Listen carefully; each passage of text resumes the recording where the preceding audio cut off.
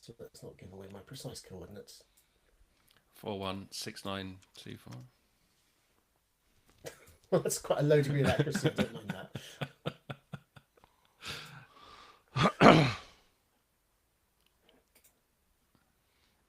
Still haven't managed to find my Sports Direct mug. Haven't found which box that's in. So. Oh my god! So you have to have a PC Pro mug. I haven't got mine yet. I've just got a Tango. You haven't got yours yet. Well, I left it behind on the day, and then Tim picked it up for me, but we haven't managed to exchange merchandise yet. I'm assuming he's going to bring it to Las Vegas for me. Oh, that will make perfect sense. Because it'll get left in my hotel room, and I'll have to bring it back. It seems that none of us made it to the Intel quiz last night, so we're entirely unrepresented. But Monica and Nathan... anyone going to Mike McGee's thing tomorrow night? I wear it as a badge of honour that I wasn't invited to that. Oh, I thought everyone was invited. A bit more circumspect. No, I haven't. I'm not going to be able to get into London, unfortunately. Jeff's saying volume's very low. Is that us or him or me or...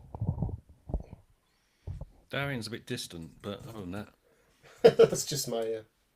distant in the sense of what? Is this You better? sound quite echoey.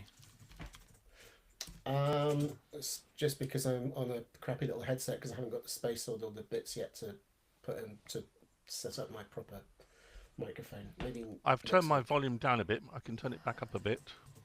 Is that better? Is that better? Yeah, Darian's on 4G still. I did offer him to come round and have coffee. That's very kind of you. If you could move the lab about 15 miles east, then I would... No. Be delighted. No, exactly. I need to butt them all webcams experts. I'm not butting them anything. It's not the webcams either. It's some odd bandwidth choking by Riverside for some reason. Oh, you've gone all blurry for me now, Barry. Yeah, it happens. Am I still blurry or not blurry? You're pin sharp to me. Yeah. Well, that's all right. Bandwidth. And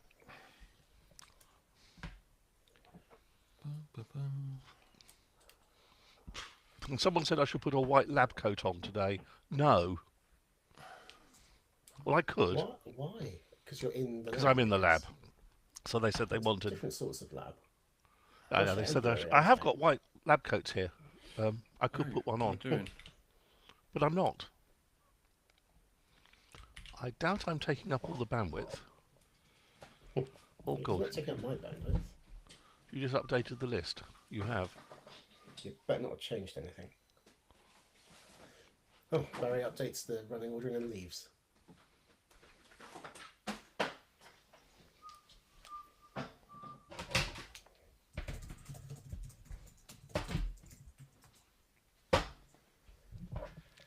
Darian's on 4G, so he may turn into a little bit of Darian. What the?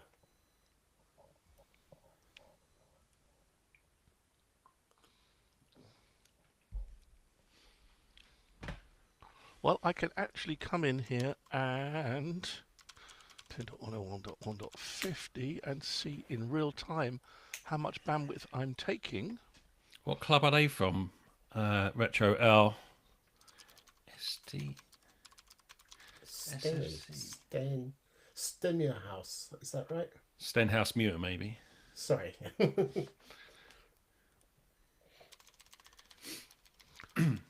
Because I can, I'm going to use the wonderful Allegro packet analyzer. I've tried to tell Google to stop giving me Arsenal results and give me Cambridge United, but it's resisting. It thinks that must be a mistake, I think. I'm running at about 7, 8, 9 megabits a second. I ought to have more than that. So it is a bit bursty. It's peaking at about that. Yeah, mine's at 1.5. See, I don't know why that would be the case. Where are you seeing that? I have a bandwidth monitor thing running on the top of my screen. Ah. Wow.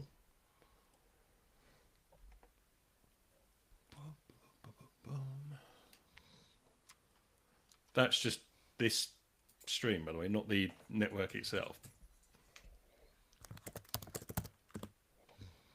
unfortunately, I can from here, just because I can, and that's always a good reason. I can do that.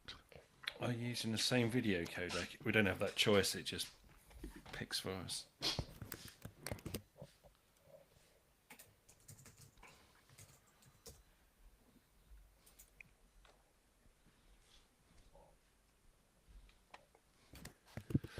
I'm always rather sharp, William Kirk. The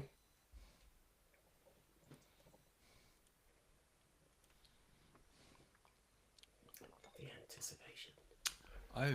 Okay, I'm doing it's 1 2 o'clock. Hang on, let me just get another link up. Otherwise, I'll be all over Tiver. Where are we? Oh, I've lost the link. Oh my god, disaster. Right. Links, we've got links. There we go. Ah, right. Okay. God knows. Good afternoon and welcome to the PC Pro podcast on Thursday, the 5th of December 2024. I'm Barry Collins, features editor of PC Pro, and with me today I've got John Honeyball. Afternoon. And Darren Graham-Smith. Good afternoon. Oh, slight satellite delay there, Darren. I know you're on 4G. Is it like, are we going to have to Yeah, pause? sorry. Out here in the boondocks. I can normally fix it on the recording, so those of you listening after the fact will be like, what's he on about? But yeah, those of you on Discord may have to just be a little bit patient with me, sorry. Okay. Well, we're going to come straight to you, Darren, and it's Intel top of the shop today. Yeah, well, this was rather a surprise to probably, well, among other people, probably to Pat Gelsinger, the CEO of Intel, as he was about 3 days ago. It was announced out of nowhere on, I think it was Monday, that Pat Gelsinger had, quote, retired after a 40-plus year career, which had spent almost all of it with Intel, and 3 years at the top. Suddenly, it was just, it was thank you and goodbye. So... It was quite quickly observed that this had there was something slightly strange about the manner of this announcement, because it had come, as I say, out of nowhere with no suggestion of any planning. Two people were named interim CEO in his place. Intel announced it would commence a search for a new CEO, clearly indicating that this was not something that had been long in the pipeline. Pat Gelsinger was only about 2/3 of the way through his plan to turn Intel around that he had initially set out when he came into the CEO job 3 years ago. And very quickly it was leaked, to nobody's surprise, that this was indeed an ousting. The board had lost confidence in Pat Gelsinger because, quote, his costly and ambitious plan to turn Intel around was not working, and the progress of change was not fast enough. Well, it wasn't exactly rapid. I mean, things have been tricky, but it is very much a case of, trying to pull a U-turn in the Titanic. It probably didn't help that, as you may recall, we mentioned a month or two ago, Intel's latest quarterly financial reports saw them lose, I think it was $16 billion in a quarter, which was the worst result they'd ever had. But as Mr. Gelsinger pointed out at the time, I mean, this was the middle of a very expensive restructuring. They were eating lots of costs that were supposed to put them in good shape for the future. And I've got to say, I mean, the fact that they just started looking for a new CEO, it's very clear that they don't have a continuity plan. It's not like they said Gelsinger is refusing to do this thing that's obviously going to work, so we'll put in someone who will. It feels a little bit desperate, if you ask me. There's been a lot of commentary. Obviously, I rather like Daniel Cooper of Engadget, who's said quite directly, pinning 20 years of bad decisions on Pat Gelsinger isn't going to rescue Intel. And it has been a long time. I mean, Intel's been in a very strong position, for decades. You think of them as being the chip giants, and they still are. But they were in such a strong position in the late 90s, early 2000s. They did make some questionable choices. In 2005, they had the opportunity to make the chips that would go into iPhones. In as recently as 2017, they had the opportunity to become big investors in OpenAI. They turned that down. They've been focusing on CPU technology at a time when GPUs have become much bigger business, owing to the enormous growth of AI. It's really it was a bit of a poison chalice from the start, and I thought Pat Gelsinger really I thought he was the best shot they had. He seemed to be talking sense. He seemed to understand what was needed with his ideas of, for example, separating out the foundry business so that they could take on work from other companies, build chips for third parties, and at the same time allowing Intel to make its own chips using TSMC fabs, so it wouldn't be forced to play catch up with other companies that were using TSMC's cutting edge chip manufacturing facilities when Intel didn't necessarily have its own ones online at the same time. And what's Yeah. was that because you mentioned about the plan earlier, this sort of 5-year plan, I think it was, that he was midway through. So what were the elements of that? Obviously, the foundry building was one part of that, as I believe. What were the other parts of that? Well, there was a lot of rather ruthless focusing on the bits of the business that were working best. So there's been loads and loads of layoffs. I don't have the facts and figures in front of me, but basically it was very much focusing on getting the CPU business back on track and cutting off distractions. And the CPU the CPU, what's the word? The kind of the narrative itself has changed enormously since he came in. They've moved to these efficiency and performance cores, very much like ARM. They've focused much more on power consumption, again like ARM. They've seen what's working, and they are done everything they can to stop doing what they did all through the 2010s, really, of churning out variations on the same chip, and to try to reposition Intel as a well. I think Frank Yeary, the new interim executive chair, said working to create a leaner, simpler, more agile Intel. It all made sense to me. I mean, I'm no genius. I'm not saying that he was. I agree. Therefore, it was the right thing to do. Maybe someone else will come in who has a different vision, which will work better. But it did look to me like it made sense. If I'm playing the sort of Intel board role in this particular exchange, that if the focus was on the CPU, they've lost a lot of ground in the CPU market over the last 3 or 4 years to AMD, especially at the sort of PC client end. So if that was the focus, it's got a bit awry, hasn't it? Well, yeah, but these things take time. I mean, I mean, really, the fact that they're able to release a new generation of processor every single year again is remarkable. I mean, they were really in the doldrums in the latter end of the 2010s, like releasing multiple like minor variations on the same cores. And although AMD has been definitely eating into Intel's market share, Intel is still enormous. It still has masses of contacts and contracts and a huge name recognition. It could definitely, it's got big agreements with major manufacturers, both on the consumer side, server side, and it's in a strong position to rebuild from, as long as it can come up with good enough product at a good enough price. And I don't know to what extent it's also looking into GPU style AI stuff. But I mean, another story we didn't mention this week is that it's just about to release its first new series of desktop gaming cards. It hasn't given up on the GPU aspect of things. I don't think that's going to be an enormous business that'll turn it around, but that could be, an acorn from which something worthwhile grows. What do you make of it, John? Um, it's tricky, isn't it? Because what is the job description? What is the requirement for somebody at that level? And finding the right fit seems like almost impossible. Certainly, Pat had a very strong track record in this space, and certainly seemed to have his bananas lined up correctly, at least on everything else that he's done. Realistically, it's hard to see who they're going to appoint, who is going to have the technical nous and capabilities of Gelsinger. For Intel, it's just yet another another roadblock on their current journey of problem. As you say, they've missed out on opportunities. AMD has been a thorn in their side for decades, and they, at least from the outside, they seem to have fallen into that standard trap of getting lazy and not being cutting edge. You can argue that they've possibly missed out on the GPU MPU market, and Nvidia is eating that space.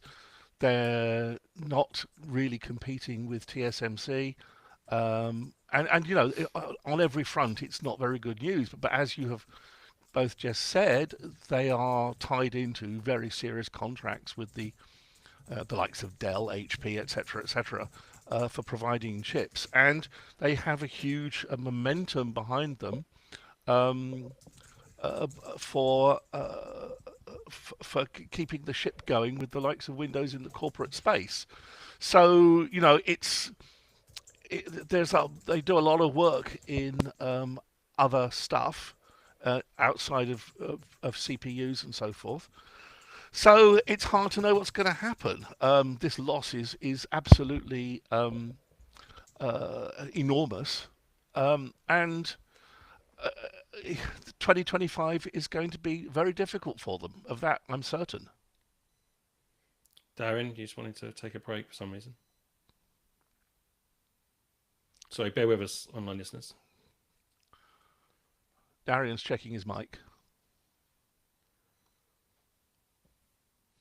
I think Darren's got connection issues for those. Now, he thinks that Riverside might have chosen the wrong microphone again. Okay. So, Darren has just moved house, for those who aren't aware, so his entire setup has been ripped up and he hasn't got Wi-Fi installed yet, so he's running on 4G, so he's all a bit flurry and blurry today, I'm afraid. Is this a Donald Trump dance? I can't remember. It was something horrible like that. I really hope not, but let's carry on. Are you keep everyone entertained? Better now. That's much better. Is that better? Yes. Yep. Oh, it was. And apologies, everyone. It was Riverside done me dirty. You know, sometimes it seems to pick not your default system microphone, and you can't tell yourself because you don't hear your own voice echoed back. So sorry about that. I should be better now. You sound super duper now, fresh and crispy. Okay, we'll pick up. So, I mean, this theme of missed opportunities comes back time and again with Intel. It tried to get into smartphones, failed miserably there. Games consoles has never made any inroads into that market. As you say, the NPU, GPU thing has entirely passed it by and large. Is there a limit to how many big mistakes a company can make before it eventually starts a much longer term decline? I mean, no company lasts forever, obviously, but Intel was in such an unassailable position for so long that it can afford to weather a $16 billion quarterly loss. So I guess the answer is the limit depends on how much goodwill and also how much material resources it has banked. Intel, I mean, you'd be mad to bet against Intel at this point. You might not want to go all in, but they've just got so much momentum that in 10 years they will definitely still be providing chips to somebody to do something. And of course, we must remember who knows what's going to happen in 2025 under Trump in terms of protectionism and that kind of stuff. And Intel may well be viewed as a national treasure that has been protected come what may. But there's only certain things it can make, aren't there? I mean, it's strong in desktop CPUs and obviously servers, but beyond that, it's not really in the game, is it? Well, it depends which game you're talking about. They do make a lot of other embedded stuff, don't they? Yeah, but the problem is it's not visible. It's not visible like your PC or your laptop. Well, it's not huge revenue either. Is the problem? I mean, they're struggling to, as Darren just pointed out, make money. They've invested hugely in this fab operation, and from what the reports are, they're struggling to win any kind of customers so far. I mean, you may be right that in some companies have to revert to Apple to satisfy political needs in the States, but I don't know. I would not be rushing to buy shares in Intel at this point. Let's put it that way. Well, again, it depends. I'm certainly not giving any financial advice. You could argue that you buy when they're down and you sell when they're up. And if they're in a bad place and the share price is down, which it clearly is at the moment, and the share price slumped, not slumped, it dropped on the news that Gelsinger was going, you could argue that maybe this is the time to buy because of the momentum that's behind there and that it will pick up when it's obvious that they're still in business and still making chips. I think CES in a few weeks that you Barry and I and Tim are going to go to. It's going to be interesting to see what Intel has to say there. And I think it's going to be a very interesting 2025 for Intel and the whole chip market. Okay. All right. Well, let's shuffle along. And it's going to be an interesting 2025 for Vodafone and Three, who this morning got clearance from the Competition and Markets Authority to proceed with their merger. Now, this one looked incredibly unlikely about 6 months ago when the CMA came back with their initial set of findings into this merger, because they raised some pretty strong concerns, not least of which, and this is from the CMA's own report, they stated at the time that our merger simulation predicts that the merged entities' prices would rise by 7% for Free and 3.8% for Vodafone on average. This, along with predicted price rises from other retail providers, would lead to a harm to UK customers, which is equivalent to at least £328 million per year, though our sensitivity analysis suggests that this could be as high as £1.1 billion per year. This is the organisation that's basically in charge with protecting competition, and it's there saying that prices to consumers could go up by 1.1 billion on its own research, and yet it's way through this merger today, and they justified it by pointing to three different conditions that they have imposed upon Vodafone and Three. So the first of those conditions is they must deliver this joint network plan that the two companies submitted as part of this process, and they will basically have to. They will be monitored for the next 8 years to check that they are building out their 5G network, basically as they have said they would. They will also face caps on their mobile tariffs and data plans for the next 3 years, which the CMA claims is directly protecting large numbers of Vodafone and Free customers from short-term price rises in the early years of the network plan. They will also need to offer preset prices and contract terms to wholesale providers. So this is basically the virtual networks who piggyback off of either of those two companies. They again will be protected for 3 years. So things may be okay for the next 3 years, but after that, it certainly looks like Vodafone and Free will have the ability, even by the CMA's own admission, to crank up prices. What do we make of this in terms of whether it's good or bad for the UK mobile industry? I'm kind of losing track of exactly how many networks we have, because I mean there's so many virtual networks as well crowding the market. I'm not certain how many physical companies there are out there erecting masts and doing the actual spade work. Okay, so we are currently at 4, which is EE or BTE, Virgin Media O2, and Vodafone and Free. So this combines. So you can understand why I'm a bit confused. Well, this combines Vodafone and Free, so we're now down to 3 providers, and this in one fell swoop will make Vodafone and Free the biggest of those providers. But the argument for this merger was that both BT and EE and Virgin Media O2 are now big, strong, multi-platform companies, whereas both Vodafone and Free, although Vodafone has a limited fixed line broadband business, they're both pretty limited to mobile, and they were looking certainly the weaker two of the 4. And by combining these two companies, it provides 3 strong companies in the mobile market rather than 2 strong companies and 2 looking a bit weaker. But I don't know. Yeah, just instinctively, I mean, it feels like 3 companies, as long as they are genuinely all strong, all quite rugged and capable, and not at all in cahoots. That seems like a healthy market. Yeah, the problem here, though, hold on a second, Lord Copper, is Vodafone up until maybe recently. I haven't been on Vodafone for a year or so, but it was a complete pants mess. Were basically 2 separate systems, one for the west side of the UK and one for the east side of the UK. And if you try to do anything through Vodafone's business portal, then heaven help you. Total mess on Vodafone. They were trying to integrate their back-end systems from their various purchases and mergers and so forth. 3, I'm on 3. I've got 10 SIMs on 3. On a business plan, and if you buy them like that, you can get them down to about under 10 quid a SIM per month with unlimited data and phone calls, which tells you just how much price gouging there is for the domestic market.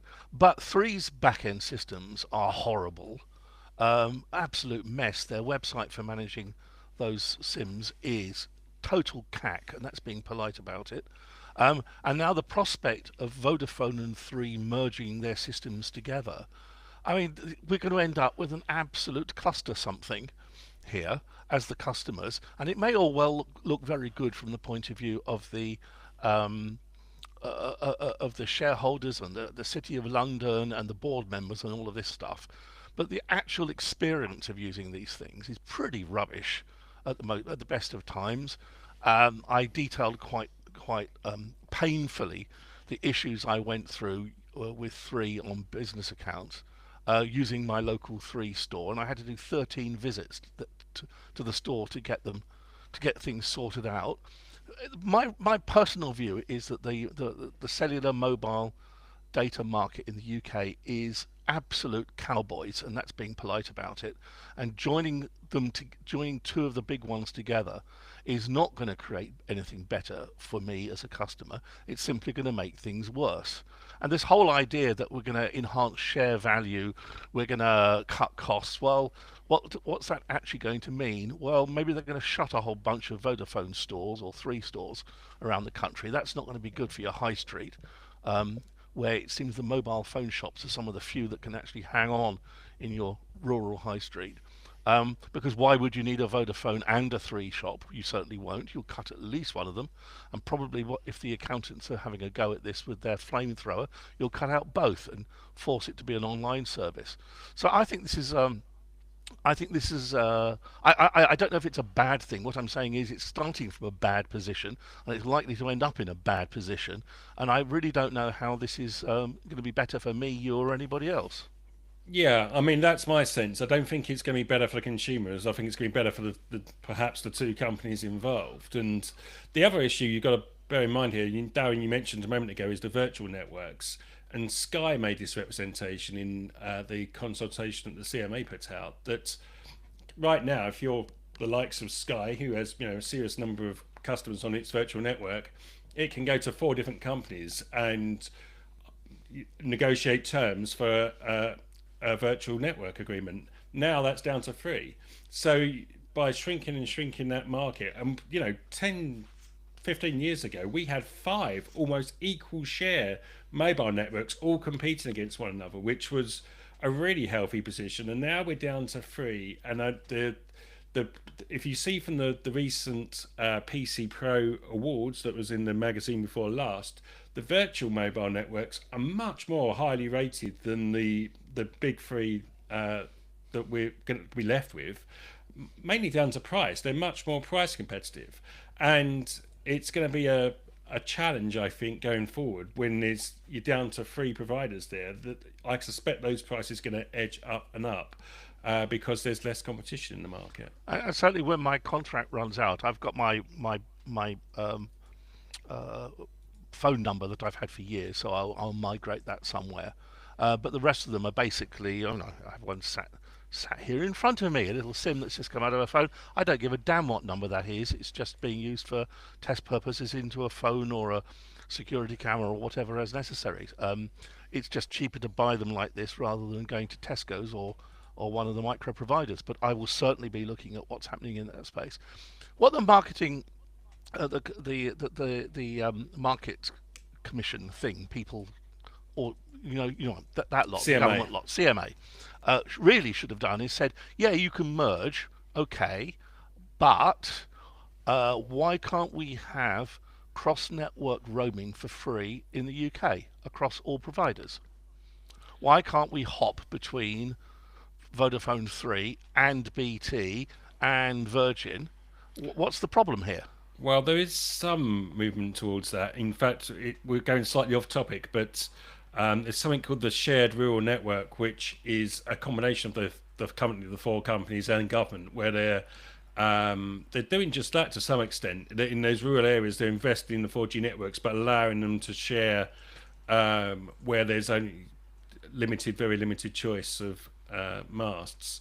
The other potential spanner in that works is the approval this week in the US of Starlink to be used as a mobile service with T-Mobile. So what they're doing is Starlink satellites are using some of T-Mobile's spectrum, 1800 megahertz spectrum than it has to allow you to make calls eventually directly from mobiles. Now, Well, hold on, Lord Copper. Hold on. We're waving my technical RF hat at this point.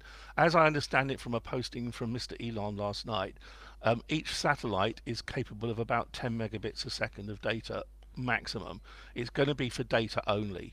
I mean, don't forget, Apple has been doing this for a while in terms of no, emergency use. it's Well, completely different. It's completely different no, to the no, Apple I situation. know it's entirely different to the Apple situation. What I'm saying though is that I don't think phones have been designed with the necessary ERP and aerial design to reach a satellite for doing continuous voice.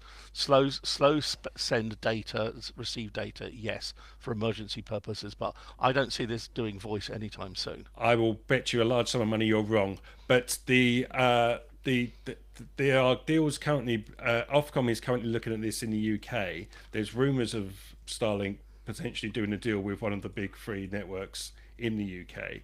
They're I was at a dinner with Vodafone about 3 years ago with the CEO, the then CEO, because they seem to like getting through them at a fair old rate of knots, and he was maintaining they were about to launch their own satellite over Europe for doing direct phone to satellite. Nothing's come of it. why? Well, why would you? Because Elon Musk has basically flooded space with thousands of his own satellites. So, talking of monopolies, there's your biggest one going. But this is Yeah, a thing. This is a big thing. This is going to sure, but become the sorry, with rural.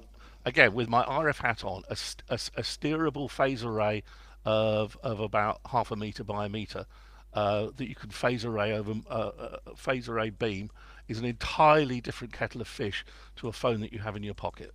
Well, we will find out very shortly, John, because it's going to be launched in 2025 in the States. So we will see how well it works. Anyway, we should probably move on unless anyone's got anything more to say over than Vodafone and Three. I was just looking up Elon Musk's tweet just to see if I could find it in time. This If not, we shall move on.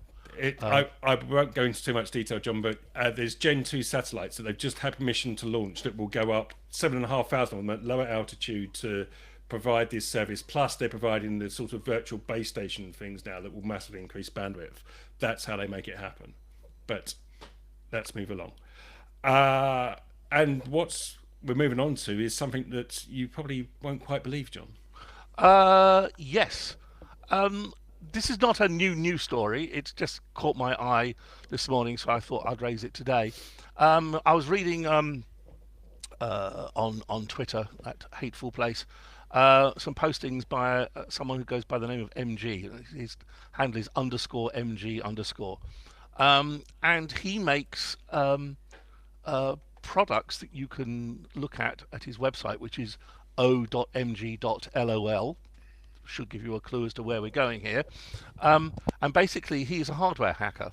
His products are available through the Hack5 website, so shop.hack5.org.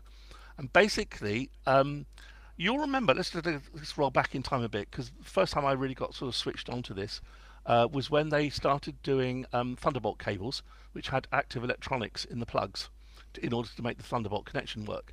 And then we had Thunderbolt with fiber, which not only had the electronics but also had the fiber transceiver in the plug. And it was a warning, if you like, as to how much you could get into a plug. Next one that surprised me. Do you remember Apple did an AV plug adapter for your phone, and it sort of had HDMI and so forth. And it turned out that little lump had in it an ARM processor, and when you plugged it into your phone, it downloaded the operating system onto the ARM processor and booted the plug. Okay, so we've been moving down this road for a while. What he has built is something called the OMG cable, and basically it's a complete hack tool, including Wi-Fi and an operating system built into the USB-C plug. So it looks to the outside world just like a USB-C to USB-C cable, but you can do anything you like with it, and remote control it and remote data log it over Wi-Fi, because of course it's picking up power off the USB-C cable. And they're claiming like 2 kilometers of range on remote pickup, including things like if the controller goes out of range, the plug can self-destruct and so forth. So what would you use it for? Data logging. Plug it in between a keyboard and a laptop, for example, and just capture all the keystrokes that are going through, rewrite the data, change all of this around. Now this is quite scary because it opens up a whole discussion around supply chain management. Where are you buying your cables from, and do you trust them? And I know we had a bit of a giggle a few weeks ago with Apple's new fabulous Thunderbolt 5 cable, but if I've bought a Thunderbolt 5 cable from Apple, from an Apple store, I'm pretty sure it has a trustable supply chain. Now, these OMG cables are not exactly cheap. They're a couple of $100 each, but because the volumes that they're building these are going to be tiny. But the engineering that's gone into it is amazing, which takes me to how I was reminded about this, which is a guy called I've lost the link now. Lumina 3D 3D. My brain has gone. It's 3D sort of CT scanning and so forth. And this company can do not quite a desktop. It's more like a desk-sized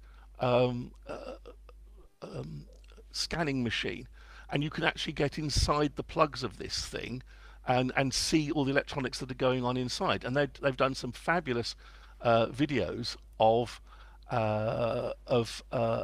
showing all this extra circuitry and the Wi-Fi aerial array inside the USB-C plug.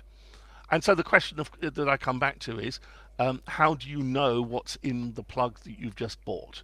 And you can go and buy these cables, and I'm actually quite tempted to try. Just to be clear here, we're literally talking about the little plug in of where the USB-C socket goes in, the tiny little sort of fingernail-sized device. Absolutely, yeah. It's not anything that's immediately obvious to the eye. These look like just ordinary USB-C cables. Yeah, and I just say thanks to Darren for cross-posting the thing that I posted earlier, which is it's actually a company called it's called Lumafield. And these are not cheap devices. A Lumafield, I must confess, being a nerd, I did look into the price of it, and you're looking at a six-figure sum and a quite robust running costs on it. But for what it can do, this is not exactly expensive kit. And the chap on Twitter, a guy called John Bruner, who works at Lumafield, has been posting a whole bunch of this stuff. And it's fascinating to see what you can actually get, as you say, Barry, into the plug itself. And what does this imply as to if you're working in any kind of secure environment? Do you even know what's going on inside your Ethernet cables or your USB-C cables? And just buying them from, your standard third-party supplier, what happens if someone tries to target you? And of course, this takes us full circle back to what MG was posting earlier about the supply chain attack on those pagers and radios that we talked about some months ago that caused such destruction in Lebanon. So this topic about trustworthiness of your supply chain, it's a problem, and it's going to get worse. Are you thinking this twice is one about of those things where Sorry, go down. This is one of those things where the security message has kind of not got out as much as it should, that you should never plug an unknown USB device into a computer. The idea that now you have to also not even plug a USB cable, you can't even trust what ought to be a transparent connector. I think it's going to be very, very hard to in reality. I mean, even if people are educated that you can't trust cables, I think they're not going to change their behavior. I was just thinking, what can we possibly do about this? And I think the only answer is to actually have encryption before the USB cable and decryption at the other end. Have secure, what's the word, sort of point-to-point encryption, even over local connections, is the only way I can think of to protect against this sort of attack. And again, another spin to this is you might be. I was in a hotel last week, and by the side of the bed, of course, were USB sockets, because it's a modern, clever hotel. And do you really understand what you're plugging your phone into? Is there something on the other end of that socket that's attempting to do some sort of hack break-in or whatever into your phone? You know, you could argue it's unlikely, but what about airports? Wouldn't an airport be an absolutely prime place for someone to try and harvest this kind of data and break into phones? I mean, going back to Do cables, David Artist makes a good point. And what is a known USB cable? How do you buy with any degree of trust? Unless I guess you go sort of direct to the Apple store, and then you're going to end up paying £30 a hit for your cables. I mean, what's the practical solution here? Well, there are well-known companies that, I'm just scrabbling around on my desk to find some names of some, but there are well-known companies that do this, and you can buy them through, the likes of your Amazon and so forth. But again, I will remind you of the supply chain issue. If you go back, and this is showing my grey hair, but you go back to the days of Nokia phones with those clip-on batteries that went on the back. Nokia, if I remember correctly, had a huge problem with counterfeit batteries. And even to the extent that the counterfeiters had made the holograms perfectly as well. And it's a long time ago, but I have it in the back of my head that Nokia told me that they knew that a significant proportion of the batteries in Nokia's own supply chain at the time they knew were counterfeit, and the only way of knowing this was actually to weigh the battery. Now, this is not new, but it's a timely reminder that this kind of problem can happen in places where you don't expect. Where was it on there? One of our lovely readers say, yes, Captain Kremen saying you can get power only USB cables, and I would certainly be thinking about having some power only power only USB-C cables rather than power plus data. It's certainly. I mean, we've talked quite a few times in recent weeks about the mess of the cabling market, that you don't know what speed you're getting, you don't know if it's power or data just by looking at these devices. This kind of thing maybe is the trigger for a rethink, I think, of the entire market about how we label cables, how they're marked up, how maybe some kind of assurance scheme to know that if you see a certain logo on a label, it's certified for this and it doesn't have anything in the connector. I don't know. Maybe it's time for a complete rethink. Darian. I don't know if this happens with iPhones, but certainly one of the things that macOS does is when you plug in a USB cable or any USB device which wants to have data access rather than just power, it will pop up a requester and say, do you want to enable this device? Which is obviously some degree of defense against the untrusted cable type attack.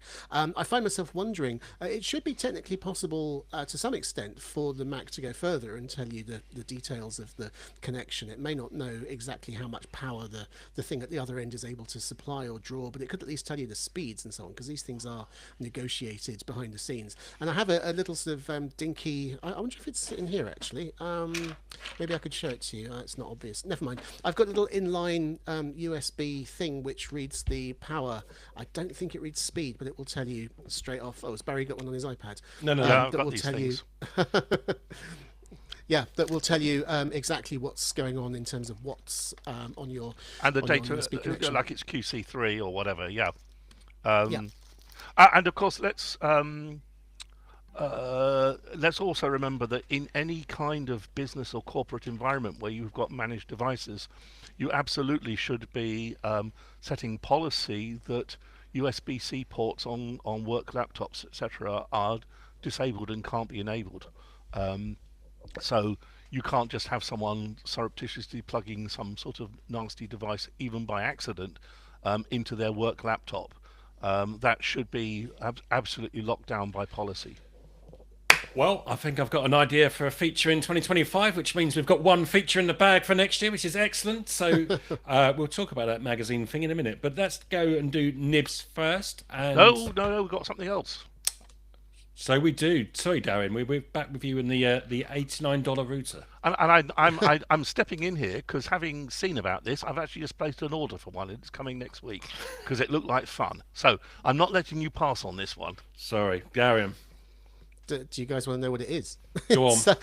This is a new router, as Barry says. It's called, now I've been looking this up. I cannot find that there is any official pronunciation of OpenWRT. I don't know if you say OpenWRT or OpenWRT in a rather boring way, or OpenWRT. But you may know it because it's the name of a free and open source project creating router firmware, which can be used on many compatible router platforms to add features that may be lacking, or indeed to remove features and restrictions that are in the official firmware that you might not want.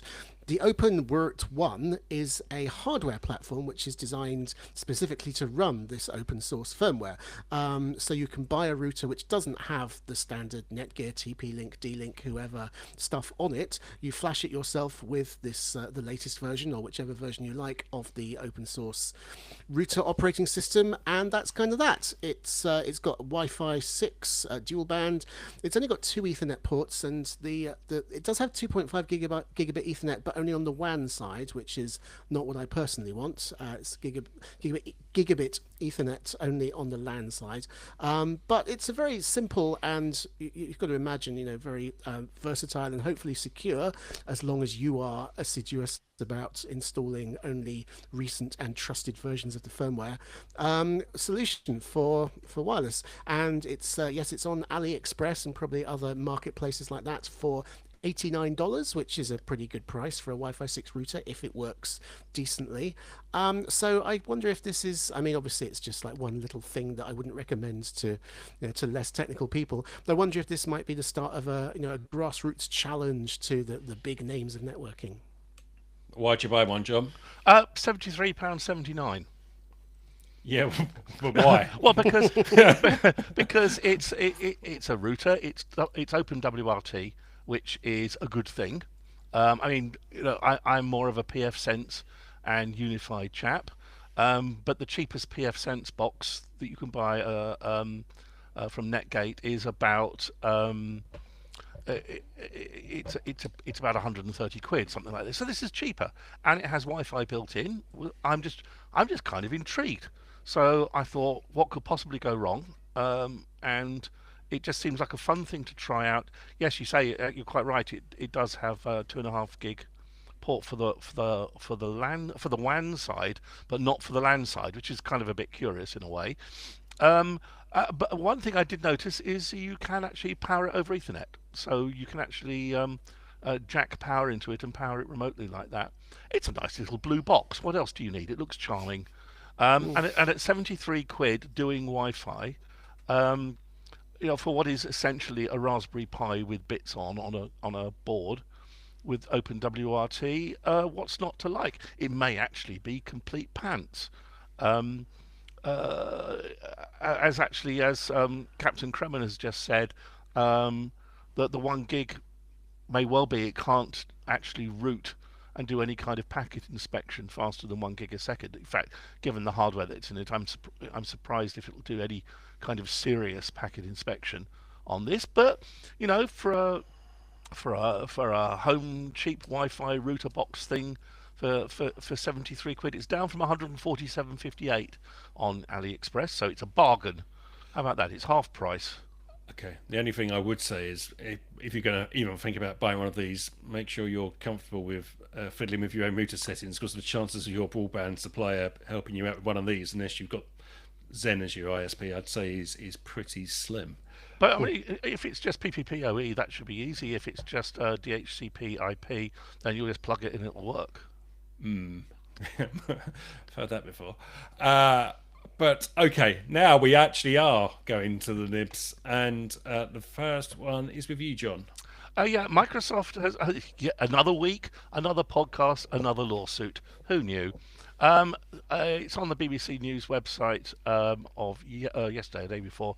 So basically, a regulation expert called Dr. Maria Luisa Stasi is alleging that Microsoft has been overcharging for Windows Server, especially if you're mixing with other cloud services. And she is going after Microsoft on essentially a kind of a turbocharged class action suit. And she's asked for over £1 billion on behalf of UK businesses. Thank you. I'll have my slice now, please. Handy before Christmas. So this is a court case that she's doing, and it would appear to be an opt-out rather than an opt-in. So basically, everybody's going to be represented unless you explicitly don't want to be represented.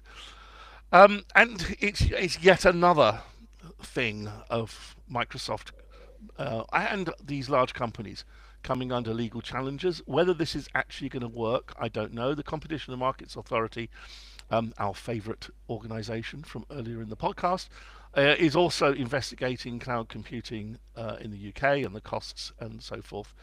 And it's going to be interesting to see what comes out of this. Do I think, as a Microsoft Cloud customer of many years, do I think I'm going to get more than a pint of beer out of this? I think it's unlikely, but it'd be nice if I did. Okay, well, the second nib's with me, and this is the top 25 most viewed Wikipedia pages of 2024, according to a report on CNN. I'm not going to go through the entire 25 because this is a nib, but the top page viewed on Wikipedia this year was deaths in 2024, which has a staggering 44 million page views. So there's a lot of people interested in who's died this year. One of those is number 2. Well, not died, but died in electoral terms, was Kamala Harris. The third most popular was the 2024 US presidential elections. And it was largely dominated by politics, in fact. Trump, Vance, all in the top 10. Project 2025 is 9th. The 2024 Indian general election is 10th. And the only real surprise is, well, number 4 is Lyle and Eric Menendez, who are convicted murderers. I don't really know the story there. I'm assuming this is some big story in the US, but they seem to have been in jail for a long time for murdering their parents. And number 6 was the Indian Premier League, which is a cricket league. So a lot of politics, a lot of death, and a bit of sport. That's what your people are looking up on Wikipedia. Darian, last one to view. Yes, Richard Horne is a gentleman who in April became the UK's National Cybersecurity Czar, heading up the NCSC. He came from PwC, and he is, well, just this week he launched his first annual review of cybersecurity, and he strikes a downbeat note. He warns, he said, "What has struck me more forcefully than anything else since taking the helm at the NCSC is the clearly widening gap between the exposure and threat we face and the defences that are in place to protect us." Now, obviously, as head of cybersecurity, he was never likely to say, we're all safe and sound, nothing to worry about, chaps. But he's certainly he's sounding the alarm. He's saying hostile activity has increased, growing activity from Russian and Chinese threat actors. I don't think he's saying necessarily the governments, but certainly perhaps, we've seen a lot of quasi-official cyber attacks going on from the east. The defence and resilience of critical infrastructure, supply chains, the public sector, and our wider economy must improve, he says. So if you're in a business or a state agency or anything like that, look sharp. I'm absolutely certain he's correct. He has access to far better numbers on this front than any of us have, and it certainly makes logical sense. Surely the problem here is, Joe Corporate, Joe's SME out there, and Josephine SME and Corporate is going to say, well, he would say that, wouldn't he? It's the old Mandy Rice Davis thing, and people are very good, for understandable reasons, of sort of shutting their ears and saying la la la at this point. What am I supposed to do? Nobody's worried about a cyber attack until they get hit by one. Yeah. Okay. All right. Well, just before we go to hot hardware, we are going to quickly talk about the new issue of PC Pro that is out on the shelves today. And it's a bright yellow cover with tablets is the big lead item this month, where Stuart Andrews has reviewed 15 what Tim calls luxury tablets. Luxury tablets? Luxury, yes. They sort of come with velour cases and plump up your cushions. So that's worth looking at, and that includes the all-new iPad mini. Features-wise, we've got lots of gift ideas for Christmas in our Gift for Geeks 2024 roundup. So if you're still struggling to fill your Amazon wish list with stuff that you want for the festive season, 3 weeks away, then there's plenty of good suggestions in there, including one that we've got for hot hardware in a few moments. John, what were you writing about this month? Not a clue. I tell you, John Please reveals how we recorded the live PC Pro podcast. Yes. Did a dive into that, yes. And why we want a real robo-taxi. Yep. Well, thanks for putting in the detail there, John. That's he's no spoilers here, clearly. Darian, you've been looking. Well, Nick Rawlinson's been looking at Photop for you. What's Photop? Photop is if I remember rightly, online and free photo editing suite, which can do a surprising amount of stuff that you might think you need Photoshop or something whizzy like that for. But no, he shows you how to do some quite clever things, including, I believe, generative AI enhancement and expansion, because it's 2024. You also had a look at upgrading to business class Wi-Fi, which is kind of ironic, given you're on 4G today. But... Yeah, well, the last thing I did, I think, before leaving our old house was install a Zyxel Pro kind of networking setup with the Nebula cloud management platform, just for my own home, which is, of course, also the base of my little personal business. And I was very surprised. I was surprised and impressed by how affordable and manageable and practical it was, and by the more benefits than I'd really expected from switching to your standard consumer router to something a bit more upmarket. I think I'd probably recommend that to almost anybody who does anything important from their home internet connection. And if all of that's not enough to tempt you to buy the magazine, Davey Winder this month is writing about why wasps are the Nazis of the animal kingdom, apparently. So I'll certainly be giving that a read in a minute. And I've just noticed that Tim has described me as the PC Pro everyman in the introduction to my column, which is something I'll also be taking up with our dear esteemed editor-in-chief when I catch up with him. But can I put a word in, if I may just interrupt? 2 weeks' time podcast is the Christmas quiz. It was just asked when that was happening. I think I'm correct in saying it's not next week, it's the week after. So that's just going to be the usual, 19th. The absolute mayhem. And you're really going to want to be there live on Discord. And I'm sure somebody amongst us can remember the link for Discord.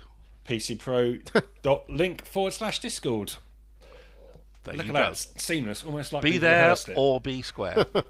Okay. And so it is the aforementioned hot hardware time, and this one's with me. And this is the rather oddly named GoChess Mini, which is this rather sizable chessboard. What? I don't know why they've called it the GoChess Mini. So basically, GoChess is a company, one of these smart chessboard makers, and they have produced chessboards in the past in their current range, where they have sort of deep robotic devices where the pieces actually move themselves. So I suspect this is being called the Mini because it's a lot thinner than their other devices. But as you can see, it is a full-size chessboard with full-size chess pieces, and I can show you here. They're sort of a ceramic kind of material. They're quite weighty because they have magnets in the bottom of them. Although it doesn't feel like a sort of magnetic pull when you put it near the board, but there are magnets that tell magnetic sensors that tell the board obviously which piece is on which square. Well, actually, it doesn't quite, but anyway, we'll come to that in a second. So how does this all work? Well, I'm going to try and turn it on live, which is always a hostage to fortune. So those watching can hopefully see it light up, and of course it wasn't. But there you go. So it has a series of LEDs mounted underneath each square. So when you're playing either against a computer or you're playing an online opponent, the squares light up, and you can, as I said, you can just play against AI, like traditional computer chess we've had since probably the 1970s. But the cute thing about this is that you can hook it up. It connects to your phone via Bluetooth, and you can play online games on a real chessboard with opponents on chess.com and Lichess, which are the two biggest chess services in the world. And you can play your regular games. So what will happen when you're doing that is if you move your pieces, obviously the board will detect where you've moved your pieces, and then when an opponent makes their move, the lights will appear on the board showing you the piece they want to move and where they want to move it to. So it doesn't move the pieces itself, you have to do that. Now that can cause problems if you're playing, if you're a regular on chess.com, you'll know the real popular games on there are the sort of bullet chess games where you get 5 minutes or 10 minutes to play all of your moves. You know, it's a hard clock. And if you've got to move both your pieces and you've got to sort of look on where the other pieces move, even that second or two it takes to move the other person's pieces puts you at a bit of a disadvantage. So my recommendation if you buy this is not to go launch into those really high speed games, because you'll quickly find yourself losing. I find myself losing anyway because I'm bloody hopeless at chess, but it's really difficult if you're playing those very high speed games. But once you get to the sort of 20-30 minute games, having to move the opponent's piece doesn't matter too much. So it works really well with those online services. Well, it works much better with chess.com than Live I found. Actually, Live is more open source. It was a bit more wobbly. Chess.com works very well.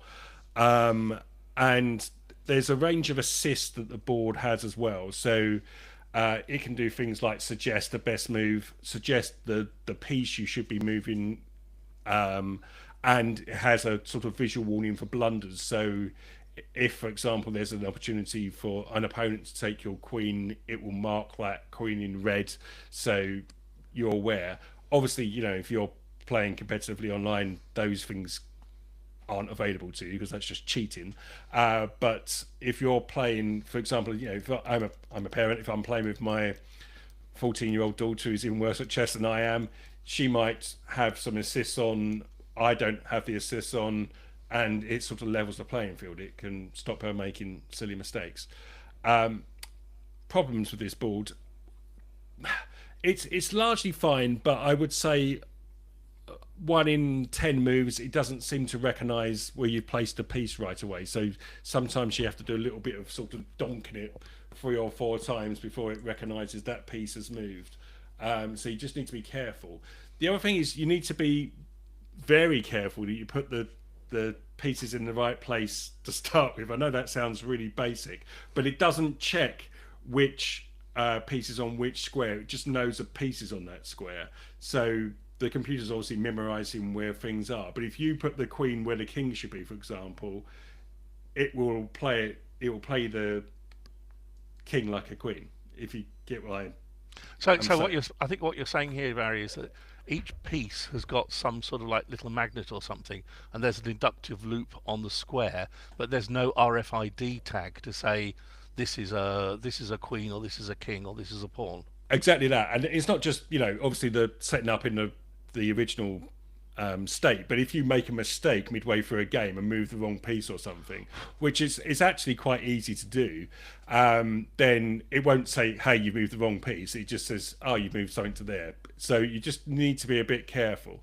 The other problem I would say is battery life, which it's okay. It's like 4 hours, but for a device this big, I know, you know, all of that underneath there is not going to be battery, but I would have thought for something that's reasonably, you know, it's only LED lights and a Bluetooth connection, 4 hours seems a little bit mean. So you'll just need to keep your it's a USB-C charger and it charges up in a couple of hours, but you just need to bear that in mind. And it's not all, there's a little battery indicator in the app that tells you what the battery status is, but if you're about to start an online game, you just obviously want to check your board's not going to run out of battery midway through it.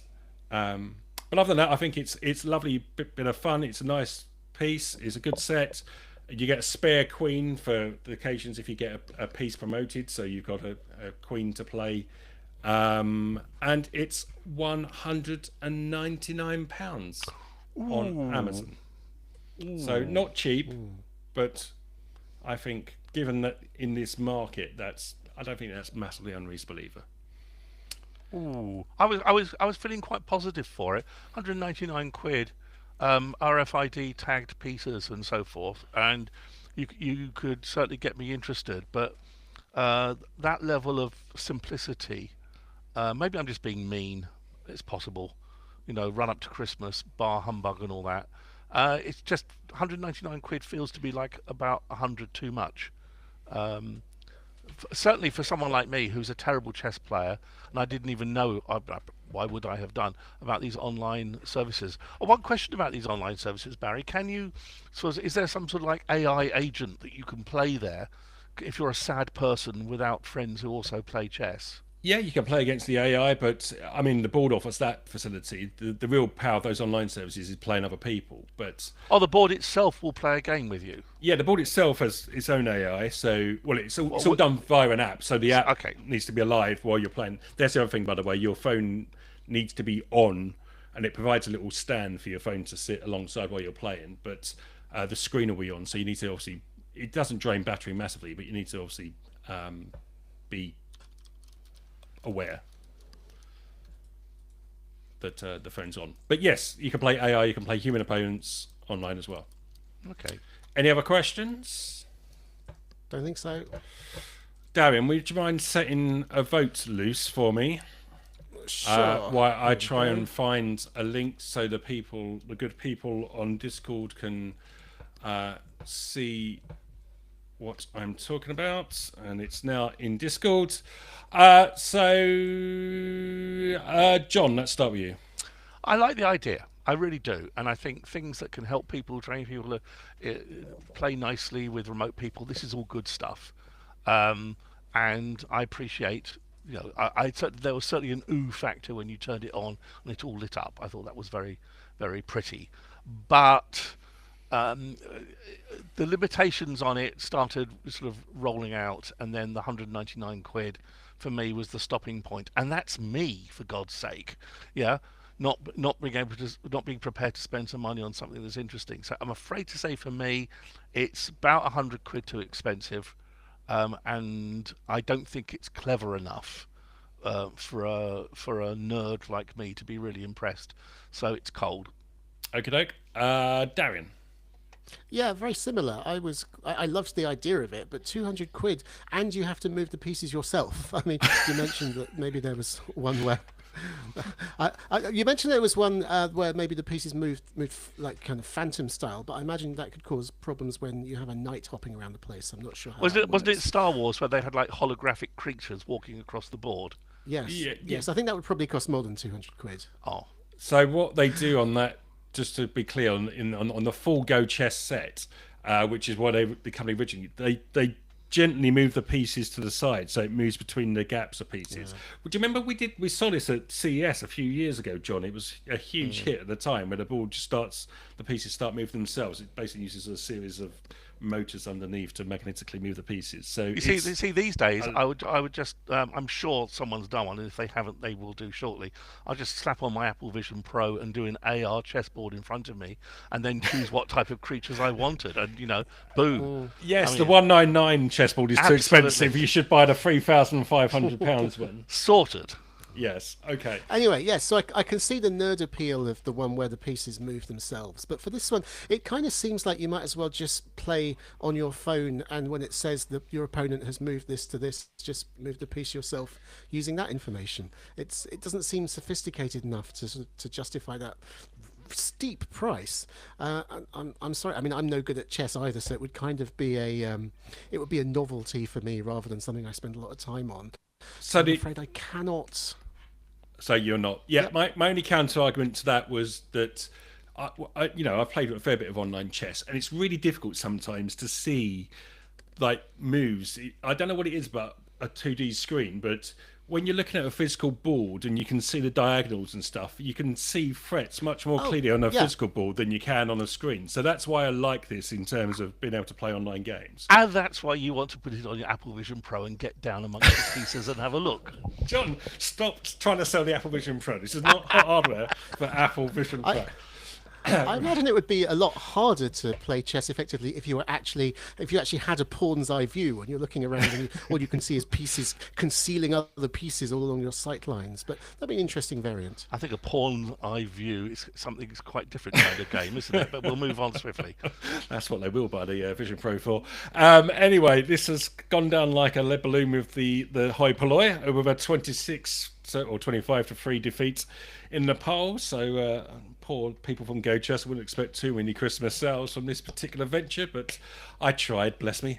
Thank you very much for joining us. As John says, we'll be back next week for a regular show, and then on the 19th we have our Christmas quiz, so keep the ears peeled for that, and join us live if you can for the Christmas quiz, because there's always a good bit of audience participation. And until next week, we will say goodbye. Goodbye. Bye. Bye. Okay, right. Oh, there might be, before you shut this down, there may, for the people for the listening in on the quizness, on the podcast chat, I'm talking to Tim. A few years ago, we gave away some of our lovely pickles and stuff as Christmas gifts for a little quiz thing during the quiz, and we may well do the same this year. Because I'm not here next week to tell you about this, but I will be sorting this out and let everyone know. Wow. Well, There you now, go. yeah, now everyone's gonna join us or be pickleless. Exactly. All right, see you later. All right. Thanks, everybody. Take care. Bye.